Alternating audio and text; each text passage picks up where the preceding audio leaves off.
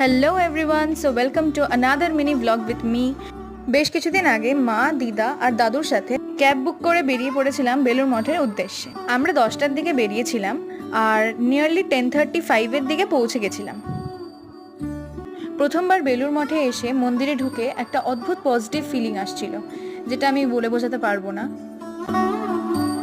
মন্দিরে ঢুকেই আগে আমরা ভোগ খাওয়ার জন্য কুপনটা কেটে নিয়েছিলাম, কারণ 10টা থেকে 11:30টার মধ্যে কুপনটা কেটে নিতে হয়। মন্দির খোলা থাকে সকাল 6:30 থেকে দুপুর 12টা অবধি, আর তারপর ডিরেক্টলি খোলে দুপুর 3:30-টের সময়, আর খোলা থাকে রাত্রি 8:30 অবধি। প্রসাদ খাওয়ানোর যে হলটা সেটা মন্দির থেকে বেশ অনেকটাই ডিস্টেন্সে, তাই তোমাদের সাথে কেউ বয়স্ক থাকলে পরে তোমরা মেন গেট থেকে হুইল চেয়ার অ্যাভেল করে নিতে পারো, এটার জন্য কোনো এক্সট্রা টাকা লাগবে না। টেম্পল থেকে বেরিয়ে জাস্ট রাস্তার অপোজিটেই একটা বিল্ডিং আছে, যেখানে তোমরা দুপুরবেলা রেস্ট নিতে পারো মন্দির খোলা অবধি। আই হোপ ভিডিওটা ভালো লাগলো। দেখা হচ্ছে পরের ব্লগে। বাই।